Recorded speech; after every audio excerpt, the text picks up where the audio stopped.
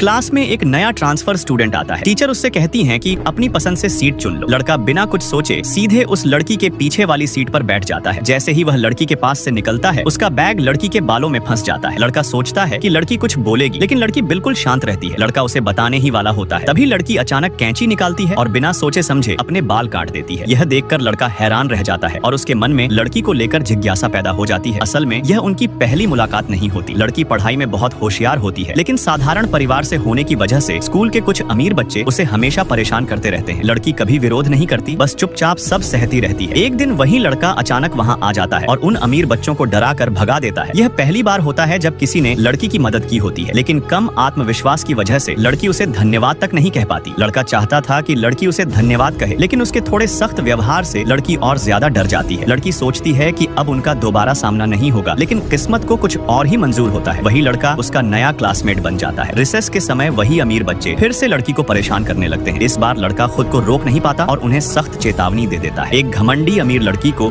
यह बात पसंद नहीं आती और वह अपने साथियों को लड़की को सबक सिखाने का आदेश देती है, लेकिन वे लड़के की ताकत को कम आंक लेते हैं। वहाँ मौजूद कोई भी लड़के के सामने टिक नहीं पाता। अगर लड़की समय पर लड़के को न रोकती तो शायद कोई बड़ा हादसा हो जाता। बेइज्जती के साथ अमीर लड़की वहाँ से चली जाती है। क्लास के बाद लड़की डर जाती है कि कहीं वे लोग उससे बदला न ले लें। तेज बारिश में वह लड़के के घर पहुँच जाती है। वह लड़के से गुजारिश करती है कि क्या वह 3 महीने तक उसकी रक्षा कर सकता है, क्योंकि 3 महीने बाद वह ग्रेजुएट होने वाला है। लड़का उसे डरपोक कहता है और कहता है कि उसे खुद के लिए खड़ा होना सीखना चाहिए। लड़की चुप रहती है। गुस्से में लड़का दरवाजा बंद करने लगता है। तभी लड़की अपना हाथ दरवाजे के फ्रेम पर रख देती है और उसका हाथ घायल हो जाता है। यह देखकर लड़का और भी गुस्सा हो जाता है। लड़की रोते हुए कहती है कि अगर वह उसकी रक्षा करने के लिए मान जाए तो वह उसके लिए कुछ भी करने को तैयार है। लड़की की हालत देखकर लड़का पिघल जाता है और आखिरकार मान जाता है। वह खुद उसकी चोट पर पट्टी करता है। अगली सुबह लड़की को फिर वही लोग घेर लेते हैं, लेकिन इस बार लड़की चुप नहीं रहती। वह एक लड़के का हाथ जोर से काट लेती है। जैसे ही बाकी लोग हमला करने वाले होते हैं, लड़का समय पर पहुंच जाता है और लड़की को बचा लेता है। उस पल लड़की को लगता है जैसे उसे अपना हीरो मिल गया हो। वह लड़के से कहती है कि उसने विरोध करना सीख लिया है, लेकिन अभी भी वह कमजोर है। लड़का उसे हिम्मत देता है, उसके कंधों पर अपना कोट डाल देता है और कहता है अब जो भी तुम्हें परेशान करेगा उसे मैं छोड़ूंगा नहीं। लेकिन सब्सक्राइब फॉर नेक्स्ट पार्ट।